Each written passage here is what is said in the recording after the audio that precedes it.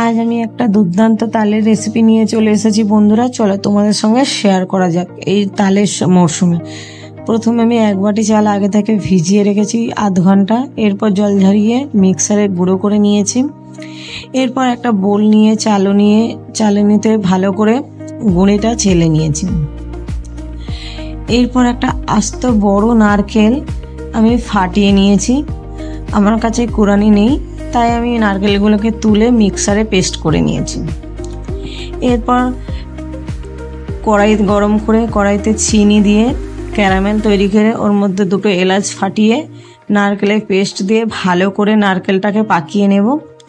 এরপর গুঁড়ি নিয়ে গুঁড়ির মধ্যে স্বাদ মতো লবণ আর আগে থেকে যে তাল ছেনে রেখেছিলাম সেই তালের পেস্টটা দিয়ে ভালো করে মাখিয়ে নেব।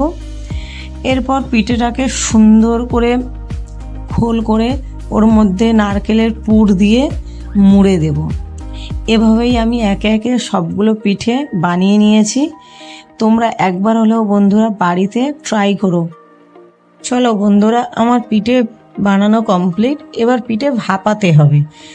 পিঠে ভাপানোর জন্য আমি হাঁড়িতে অর্ধেকটা জল নিয়েছি, নিয়ে গরম করে ওর উপরে ঝাড়ি বসিয়ে একে একে ভাপ উঠে গেলে পিঠে সাজিয়ে ঢেকে আধা ঘন্টার মতো আমি সেদ্ধ করে নেব বা ভাপিয়ে নেব।